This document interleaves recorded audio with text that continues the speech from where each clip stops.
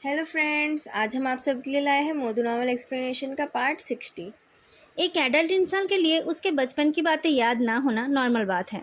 जैसे कि लुओंजो को लगता है कि उसकी माँ ये अपने मन से बनाकर बोलती है कि उसने बचपन में एक टॉय गन लेकर एक कोयले के ढेर पर कब्जा कर लिया था। पर अजीब बात यह है कि फेदू को उसके आगे और पीछे का सब कुछ क्लियरली याद है, यहाँ तक कि फेचेंगू के बात करने का टोन भी। फिर उसे वो पार्ट याद क्यों नहीं है? पर फेदू का कंडीशन और सवाल पूछने लायक नहीं था। उसका टेम्परेचर चेक करके लुओंजो को लगा कि शायद उसने उसे ज़्यादा परेशान कर दिया है। पर रूम का टेम्परेचर तो 27 डिग्रीज है। इसमें भी फेदू को ठंड लग गई क्योंकि वो वीक है। फेदू की बॉडी एक्सेसिव एक्टिविटी से टायर्ड हो गई थी, पर उसका दिमाग आराम करने को तैयार नहीं था। पहले उसने सपना देखा कि उसने डो युगे के लिए कैट फूड निकाला, पर उसे खोलना भूल गया। उसके बाद उसने सपना देखा कि लुओ एंजो उससे नाराज हो गया है और उसके बहुत कोशिश करने के बाद भी उससे बात नहीं कर रहा है। फाइनली उसने उस दिन के बारे में सपना देखा जिस दिन तावरन को हॉस्पिटल लाया गया था। स्ट्रेंज बात यह है कि असलियत में जब वो लोग पहुंचे थे तब तारान इमरजेंसी रूम में था और उसकी कंडीशन स्टेबलाइज्ड होने के बाद ही वो लोग उसे देख पाए थे। पर सपने में तारान खून से लथपथ था और हड्डियां टूटकर उसकी बॉडी से निकल कर आ रही थी। उसका फेस पर्पल और डेथली हॉरिफाइंग था। फेदी चौंक कर आंखें खोलता है। उसकी ट्रेनिंग की वजह से उसका दिमाग तुरंत शांत हो गया। पर तावरन तो कार क्रैश से इंजर्ड हुआ था। उसे देखकर ऐसा क्यों लग रहा था कि उसे सफोकेशन हुआ था? ये लॉजिकल नहीं है। पर सपने कम लॉजिकल होते हैं। लोरेंजो ने उसे टाइटली पकड़ रखा था तो उसे अनकंफर्टेबल फील हो रहा था। उसके हाथ को हल्के से हटाकर फेदू ठीक से लेटता है, पर बिस्तर का सॉफ्ट मैट्रेस उसे सीमेंट के फ्लोर जैसा लग रहा था। हल्की सी रजाई भी उसकी बॉडी में भारी महसूस हो रही थी। उसे सांस लेने में प्रॉब्लम हो रही थी। वो ठीक से लेट ही नहीं पा रहा था। फेदू बहुत धीरे धीरे हिल रहा था, पर उसके पास लेटे कुंभकर्ण की नींद टूट गई और उसने बेड साइड लैम्प जला लिया। क्या हुआ तुम्हें? फेदू ने अपने चेहरे को पिलो में प्रेस करके गर्दन हिला दिया।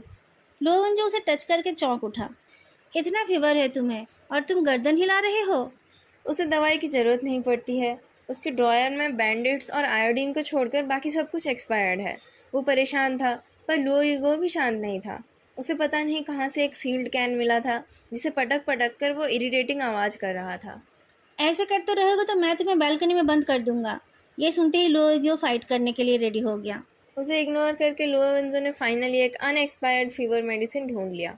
फेद को दवाई देकर उसने कहा, प्रेसिडेंट फे, क्या हम एक रूटीन सेट करके कल से एक्सरसाइज करना शुरू कर दें?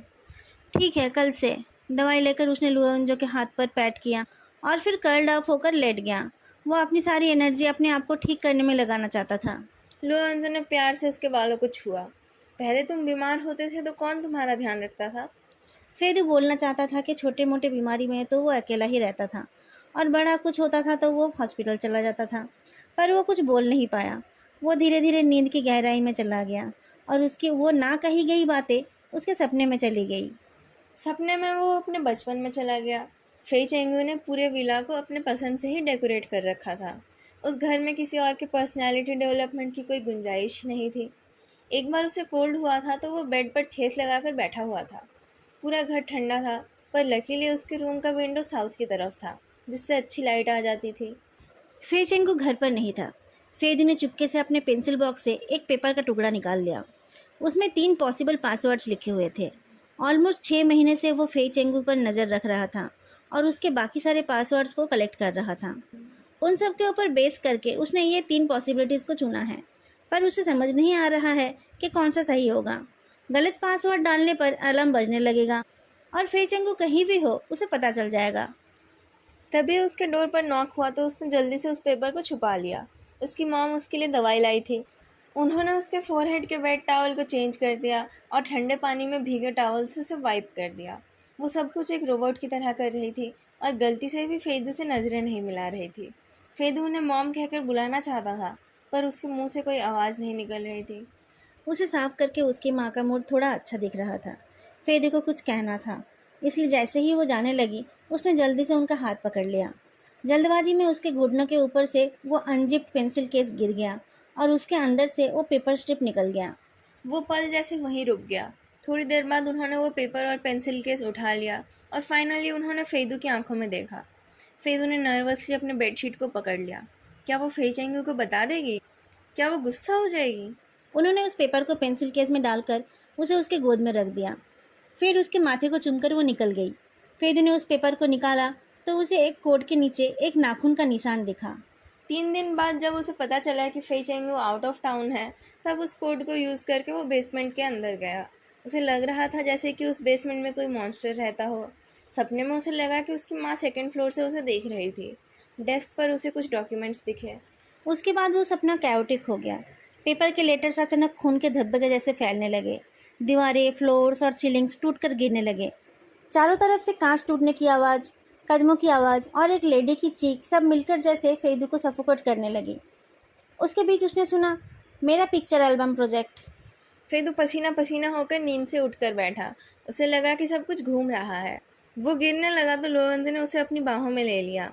फेदू का टेम्परेचर कम हो गया है देखकर उसने उसका माथा चूम लिया। तुम्हें बुरा सपना आया? बुखार की दवाई लेने से ऐसा होता है। मैं रात भर इसी इंतज़ार में था कि कब तुम मेरे बाहों में आकर गिरोगे। आ जाओ, मैं तुम्हें थोड़ा प्यार कर दूँ। फेदू के कान में जो आवाज़ें आ रही थी वो कम हो गई थी। उसने हेजिटेट करते हुए कहा, बुरा सपना नहीं था, उसका प्लॉट अच्छा था। जैसे कि तुम ट्रेन में चढ़कर हवा में उड़ रहे थे।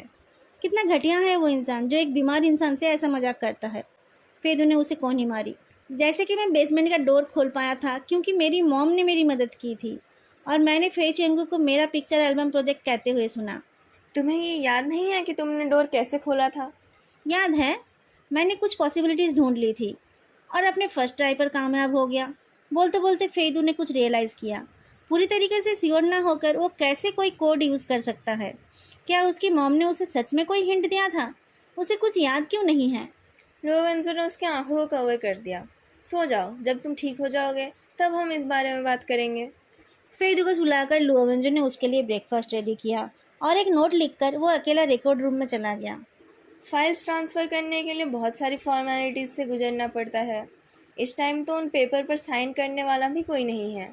रिकॉर्ड्स रूम के इंचार्ज को उसने बहुत सिगरेट्स पिलाई है। उसने उसे ऐसे ही अंदर आने दिया। बहुत ढूंढने के बाद भी लुओवेंजो को ज़्यादा कुछ नहीं मिला। उसे पिक्चर एल्बम प्रोजेक्ट के बारे में कुछ इंट्रोडक्टरी वर्ड वाला एक थिन बुक मिला। उस प्रोजेक्ट के हेड थे यान सिक्योरिटी यूनिवर्सिटी के प्रोफेसर फैन सीवन, पर लास्ट में ऐड किए गए पेपर्स में कहीं भी उनका सिग्नेचर नहीं था। उनकी पर्सनल फाइल में सिर्फ उनका वर्क एक्सपीरियंस और पब्लिकेशन हिस्ट्री के बारे में लिखा था। 13 साल पहले वो सब बंद हो गया, पर उनकी मौत 10 साल पहले के डेट में रिकॉर्डेड है। यांग सर की बातों से लुओवेंजो को लगा था कि उन्होंने पनिशमेंट से बचने के लिए सुसाइड कर लिया था, पर यह तो कुछ और ही लग रहा है। इंचार्ज के टॉयलेट जाते ही लुओवेंजो ने पिक्चर एल्बम प्रोजेक्ट में यूज़ किए जाने वाले फाइल्स को कॉपी कर लिया। फान सियुयान के वर्क रिकॉर्ड को देखते हुए उसे अचानक याद आया कि गुजाओ भी तो यान सिक्योरिटी यूनिवर्सिटी में पोस्ट ग्रेजुएट करने गए थे। जियाओ हायंग भी सुबह सुबह रिहाब सेंटर पहुंच गया था। बहुत देर बाद मा जियाओ को देखकर उसने चैन की सांस ली। उसे डर था कि कहीं मा जियाओ को भी उसके आने से पहले साइलेंट तो नहीं कर दिया गया। मा जियाओ ने थोड़ा वेट गेन किया है, पर वो थोड़ा उदासीन भी हो गया है। जियाओ हायांग को देखकर वो टेंस्ड हो गया। जियाओ हायंग ने बताया कि वह अब सिटी ब्यूरो में ट्रांसफ़र हो गया है और उससे कुछ सवाल पूछना चाहता है। मा जियाओ अपने हाथों को एक साथ करके गर्दन झुकाकर बैठ गया। तुमने हमारे साथ काम किया है, हमने तुम्हारी जान बचाई है और तुम्हें मर्डर के आरोप से बचाया है। मुझे देखकर तुम नर्वस क्यों हो?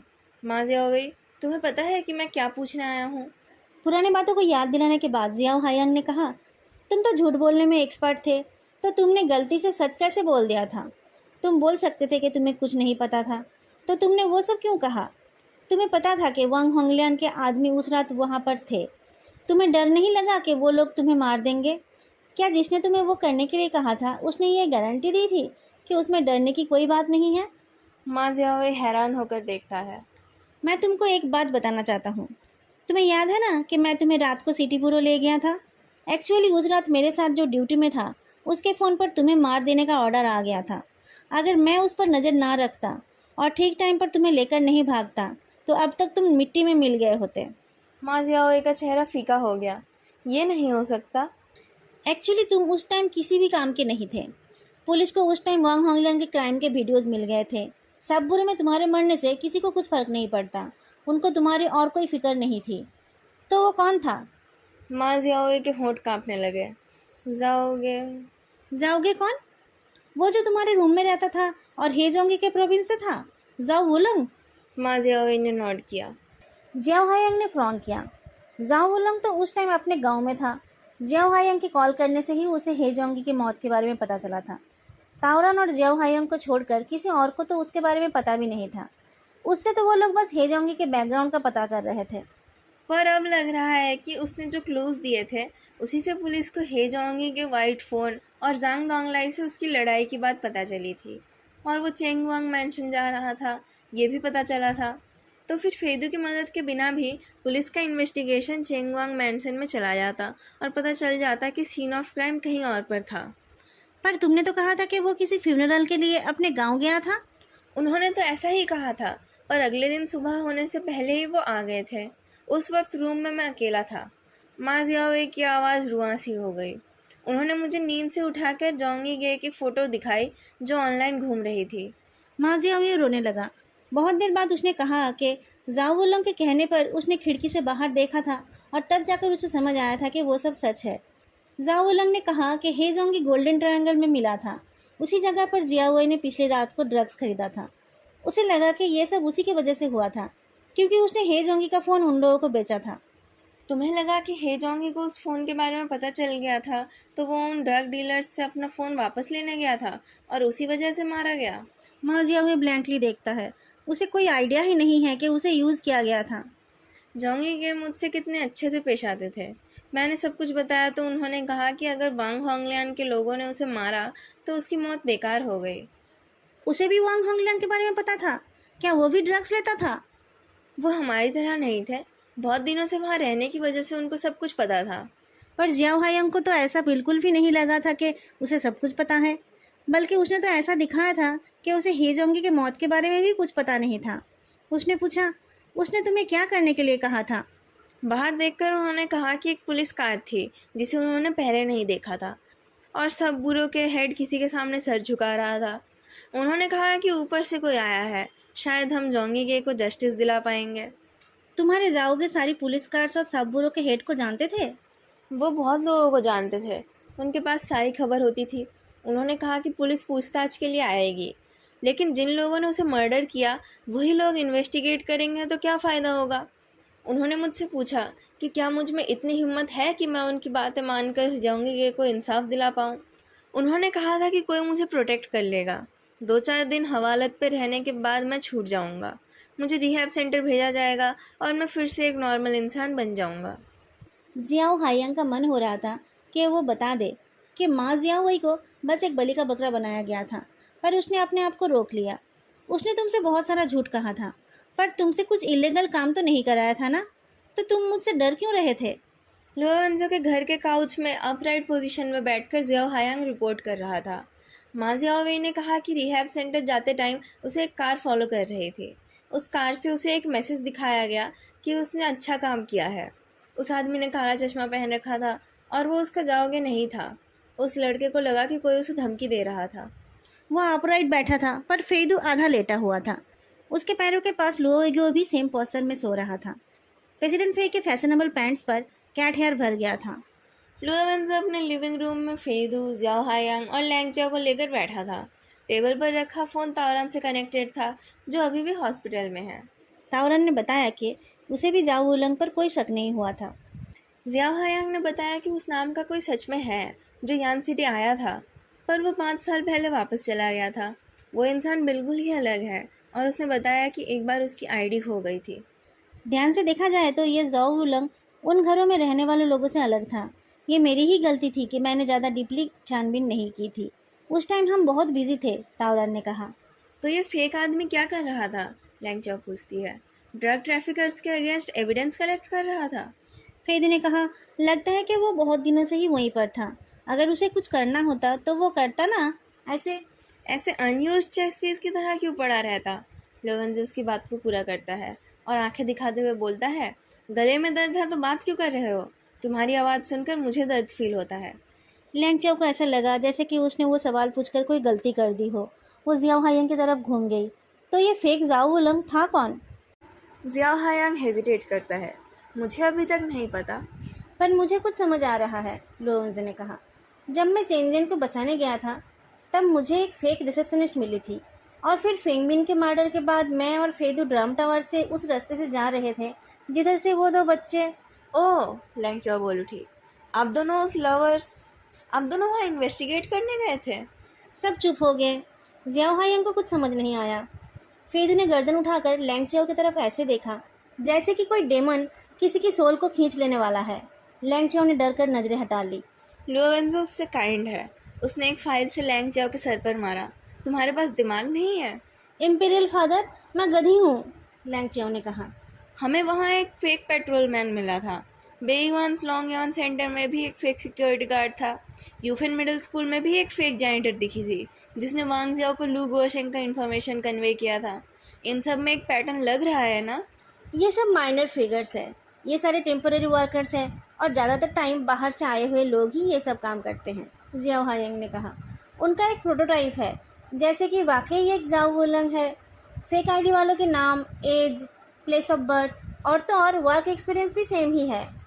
ऊपर ऊपर से इन्वेस्टिगेशन करने से कुछ पता नहीं चलेगा। लग रहा है कि ये एक ही टीम के लोग हैं, लोवेंजो ने एक फ़ोटो निकाल कर कहा। पर हमें उनमें से एक थ्रेड का एंड मिल गया है। जूफेंग नाम की ये औरत फेक जैनिटर बनकर यूफेन मिडिल स्कूल में घुस गई थी। हमें पता चला कि उसके हस्बैंड को मारने वाले को मेंटल डिसेबिलिटी की वजह से सज़ा नहीं मिली थी। बाद में वो केस पिक्चर एल्बम प्रोजेक्ट में इंक्लूड किया गया था। तुम लोगों को पता नहीं होगा कि फर्स्ट पिक्चर एल्बम प्रोजेक्ट के टाइम कुछ गड़बड़ हुआ था। कैसी गड़बड़? लैंगचाओ ने पूछा। फर्स्ट पिक्चर एल्बम प्रोजेक्ट में वो सारे केसेस थे जो एविडेंस ना होने के कारण सॉल्व नहीं हो पाए थे। मैंने धोखे से ये सब कलेक्ट किया है। ये सब इन्फॉर्मेशन स्ट्रिक्टली सीक्रेट है, लोवेंजो ने कहा। इस प्रोजेक्ट के शुरू होने के बाद उन सारे सस्पेक्ट्स की मौत होने लगी थी। फेदू एक फाइल देखते हुए बोलता है, इस मेंटली इल पर्सन की मौत ठीक उसी तरीके से हुई जैसे कि उसने मर्डर किया था। मर्डर वेपन और ब्लडी क्लॉथ्स उसके पास वाले रूम में मिले। उस रूम में जो मेंटली इल पेशेंट रहता था वो बात करने लायक भी नहीं था। उससे कुछ पता नहीं चला। अगर वो मर्डरर था भी तो भी उसके साथ कुछ किया नहीं जा सकता था। ताउरन ने कहा, क्या इसे ही कर्मा कहते हैं? एक बार हो तो कर्मा ही कहेंगे, फेदू मुस्कुराता है। अगर बार बार हो तो क्या कहेंगे? फिर कुछ सोचकर उसकी स्माइल गायब हो गई। घिनौने अपराध के विक्टिम्स को ढूंढ निकालना, उन्हें चेस पीसेस की तरह सजाना, अनरिमार्केबल छोटे छोटे लोगों को सजाकर एक नेट बनाना। अगर उसकी उम्र इतनी कम नहीं होती तो उसे लगता कि उसने खुद ये सब कराया होगा। ये सोच उसके दिमाग में आते ही वो खांसने लगा। मैंने तुम्हें कम बात करने के लिए कहा है ना, लोवेंजो गर्म पानी देते हुए बोलता है। अगर तुमने फिर से बात की तो मैं तुम्हारा मुंह टेप से चिपका दूंगा। लोवेंजो उसके बाद फैंसी वन के बारे में बात करने लगा। उसने कहा कि यांग जेंगफेंग, गुजाओ, लू यूलियांग ये सारे लोग उनके स्टूडेंट्स थे। गायब होने के 3 साल बाद फैंसी को डेट बताया गया है। शायद उनको बस लीगली डेट डिक्लेयर किया गया था। पर उनका मोटिव क्या था? लैंगचाओ ने पूछा। वो पकड़ा जाएगा तभी तो मोटिव पता चलेगा। जाओ, एक एक केस को इन्वेस्टिगेट करो। विक्टिम्स के रिलेटिव्स को और क्लोज लोगों को पूछताछ करो। किसी भी लीड को मत छोड़ना। अगर ये सारे फेक पीपल पुराने केसेस से रिलेटेड है तो उनके पीछे वाला आदमी। जियाओ हायंग, अब क्या हुआ तुम्हें? जियाओ हायंग का चेस्ट जोर जोर से ऊपर नीचे हो रहा था। कैप्टन लुओ, अगर फ्रांसियान ने इतने सारे लोगों का ट्रस्ट जीत लिया था तो क्या 14 साल पहले वाले आदमी वही थे? अंकल वू को लगा था कि बुरों के अंदर कोई मोल है, तो क्या उन्होंने अपने टीचर पर भरोसा किया था? ऐसा भी तो हो सकता है कि उन्हें धोखा करने वाला सिटी बुरो से था ही नहीं। लुओवेंजो रुक गया, पर उसके कुछ जवाब देने से पहले ही उसके फ़ोन में एक कॉल आ गया। उसने फ़ोन रिसीव किया।